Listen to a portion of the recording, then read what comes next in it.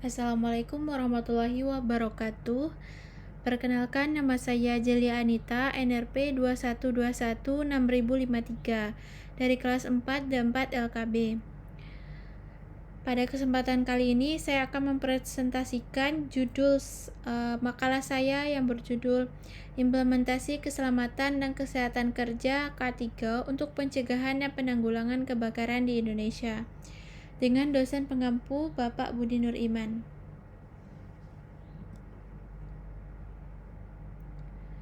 Kebakaran merupakan salah satu bencana yang paling merusak dan sering terjadi di Indonesia, dengan dampak yang signifikan terhadap keselamatan jiwa, kesehatan masyarakat, dan juga kerugian material.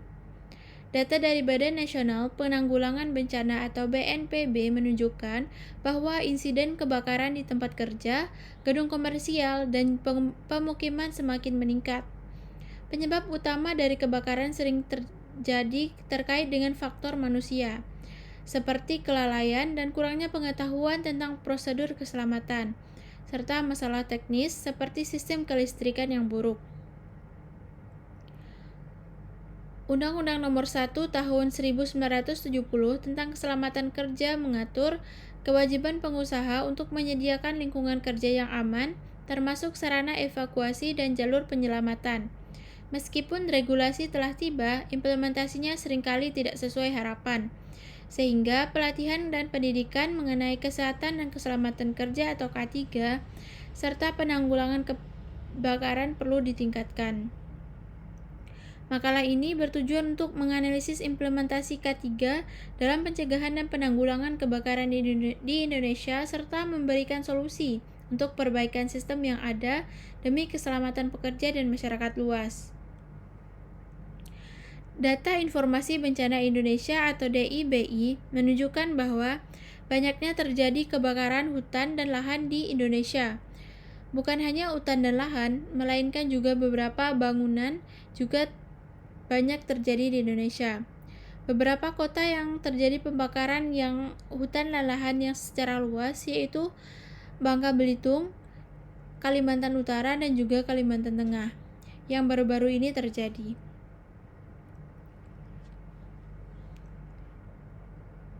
Lalu apa sih penyebab dari kebakaran ini? Beberapa faktor yang dapat menyebabkan kebakaran di Indonesia adalah yang pertama, kelalaian manusia.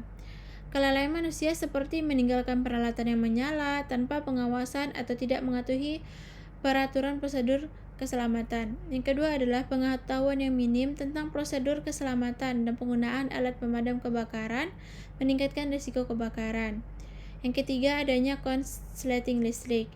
Dan yang keempat adalah penggunaan peralatan yang sudah usang yang tidak memenuhi standar keselamatan sehingga menyebabkan terjadinya kebakaran. Regulasi K3 terkait dengan kebakaran. Yang pertama adalah Undang-Undang Nomor 1 Tahun 1970 tentang Keselamatan Kerja.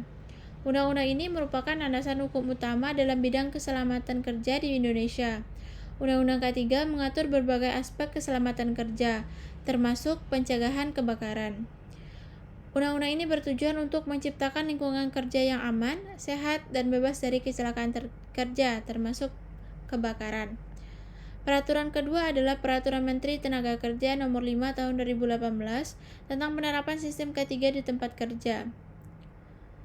Peraturan ini membahas lebih spesifik mengatur tentang penerapan sistem manajemen K3 di perusahaan yang bertujuan untuk memastikan bahwa setiap perusahaan memiliki sistem manajemen K3 yang efektif untuk mencegah terjadinya kecelakaan kerja, termasuk pada kebakaran.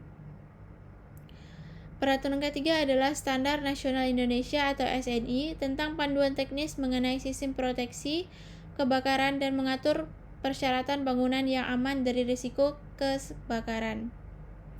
SNI ini memberikan pedoman teknis mengenai perancangan, pemasangan, dan juga perawatan sistem proteksi kebakaran pada bangunan, yang bertujuan untuk memastikan bahwa bangunan yang dibangun ini dilengkapi dengan sistem proteksi kebakaran yang memadai, sehingga mengurangi risiko terjadinya kebakaran dan meminimalkan dampak terjadinya kebakaran tersebut. Sistem pencegahan kebakaran. Ada dua sistem pencegahan kebakaran. Yang pertama adalah sistem proteksi aktif. Sistem proteksi aktif adalah sistem yang secara langsung mendeteksi dan menanggulangi kebakaran. Seperti yang terlihat pada gambar ini adalah APAR atau alat pemadam api ringan, dan juga yang kedua adalah sistem sprinkler. Gambar pertama menunjukkan sebuah alat pemadam api ringan atau APAR yang sangat penting digunakan untuk memadamkan api pada tahap awal sebelum apinya itu besar. Sementara sistem sprinkler adalah sistem yang bekerja secara otomatis ketika mendeteksi adanya panas atau asap. Untuk sistem pencegahan kebakaran kedua adalah sistem proteksi pasif.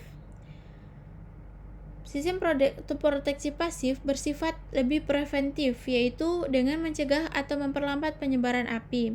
Desain bangunan yang aman seperti kompartementasi dan jalur evakuasi yang jelas. Jalur evakuasi ini sangat penting untuk memastikan bahwa semua orang dapat keluar dari bangunan dengan aman saat terjadi kebakaran. Next adalah analisa risiko kebakaran. Apa itu analisa risiko kebakaran? Analisa risiko kebakaran adalah suatu proses sistematis untuk mengidentifikasi, menilai, dan mengendalikan risiko kebakaran. Dengan melakukan analisis risiko, kita dapat mengetahui potensi bahaya kebakaran yang ada di suatu tempat, seberapa besar kemungkinan terjadi kebakaran, dan apa saja langkah-langkah yang perlu dilakukan untuk mengurangi risiko tersebut. Proses untuk analisis risiko kebakaran secara umum ada 5 tahapan. Yang pertama adalah identifikasi bahaya, yaitu mengidentifikasi semua potensi bahaya yang dapat menyebabkan kebakaran. Contohnya, sumber api terbuka, bahan mudah terbakar, atau instalasi listrik yang tidak aman. Untuk yang kedua adalah kita perlu menganalisis apa saja penyebab yang dapat memicu terjadinya kebakaran. Setelah itu, tahap selanjutnya adalah tahap penilaian risiko. Tahap ini bertujuan agar kita dapat menilai seberapa besar kemungkinan suatu bahaya akan menyebabkan kebakaran dan seberapa parah dampaknya jika terjadi kebakaran. Penilaian risiko ini biasanya dilakukan untuk mempertimbangkan frekuensi kejadian dan tingkat keparahan dari suatu peristiwa kebakaran. Selanjutnya adalah evaluasi risiko. Evaluasi ini kita setelah melakukan penilaian risiko tadi, kita perlu mengevaluasi apakah tingkat risiko yang ada sudah dapat diterima atau perlu dilakukan tindakan pengendalian lanjut. Untuk yang terakhir adalah pengendalian dari risiko. Tahapan terakhir ini berupa perumusan langkah-langkah pengendalian risiko yang tepat, seperti memasang alat pemadam api, melakukan inspeksi secara berkala, atau memberikan pelatihan kepada karyawan. Lalu, seberapa penting sih analisis risiko kebakaran ini? Analisis risiko kebakaran sangat penting dikarenakan dapat mencegah terjadinya kebakaran, dapat meminimalkan dampak dari kebakaran tersebut, dan juga dapat meningkatkan kesadaran semua pihak tentang pentingnya keselamatan kebakaran. Selanjutnya, dampak kebakaran. Dari gambar ini terlihat bahwa adanya sebuah gedung yang hangus terbakar. Tampak jelas betapa dahsyatnya kekuatan api dapat menghancurkan segalanya dalam waktu yang singkat. Secara umum, dampak dari kebakaran ini ada dua, yaitu dampak ekonomi, berupa kerugian material yang dapat menyebabkan kerugian materi yang sangat besar, mulai dari kerusakan bangunan, peralatan, hingga hilangnya stok barang yang ada dalam bangunan tersebut. Kemudian adalah penurunan produktivitas dari bangunan, kehilangan lapangan pekerjaan, penurunan pariwisata untuk beberapa daerah, kebakaran di kawasan wisata, dan juga gangguan distribusi. Dampak yang kedua adalah terhadap kesehatan. Kebakaran menghasilkan asap yang tebal yang mengandung berbagai zat berbahaya seperti karbon monoksida dan partikel debu halus. Hal ini dapat menyebabkan polusi udara dan juga dapat menyebabkan paparan penyakit pernafasan akibat dari paparan asap kebakaran tersebut dalam jangka panjang. Infografis di sebelah kanan memberikan kita dampak yang lebih spesifik mengenai dampak kebakaran di wilayah Cilacap. Data ini menunjukkan bahwa kebakaran paling sering terjadi di pemukiman penduduk dan penyebab utamanya adalah korsleting listrik. Dari sini dapat kita lihat bahwa dampak kebakaran itu tidak hanya merugikan individu tetapi juga masyarakat secara keseluruhan. Yang dari infografis ini kita melihat beberapa korban luka-luka serta kerugian material dan juga kerusakan dari bahan bangunan. Oleh karena itu, kita perlu meningkatkan kesadaran akan bahaya kebakaran dengan melakukan upaya untuk pencegahan sejak dini. Lalu solusi apa saja yang dapat kita lakukan untuk mengurangi kasus kebakaran ini? Yang pertama, kita bisa melakukan edukasi kepada masyarakat maupun kepada karyawan di tempat kerja secara menyeluruh. Yang kedua, kita dapat meningkatkan infrastruktur pemadaman.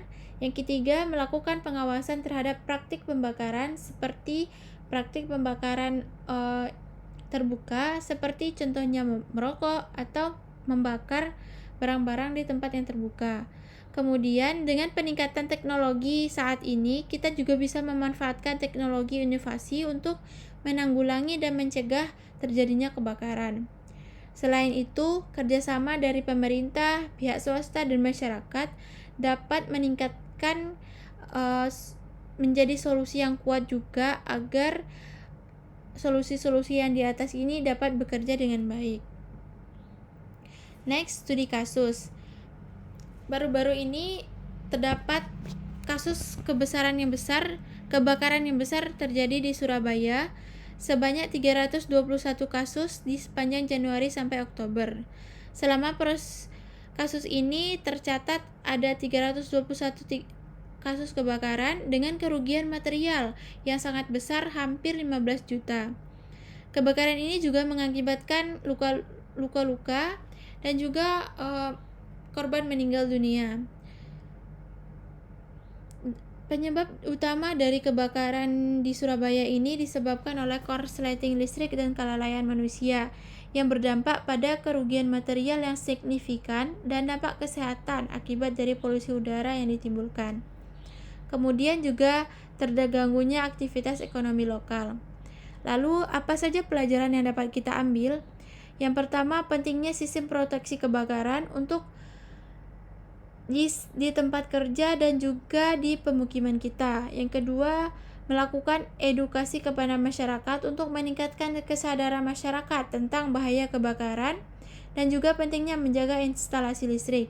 Untuk yang ketiga, peningkatan infrastruktur pemadaman kebakaran perlu ditingkatkan lagi, seperti menambah jumlah unit pemadam kebakaran dan pos pemadam di area yang rawan, agar kejadian kebakaran dapat cepat ditangani.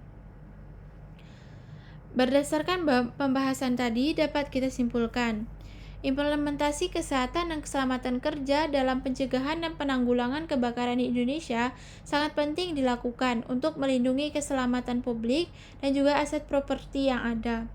Kebakaran sering disebabkan oleh faktor manusia seperti kelalaian dan kurangnya pengetahuan.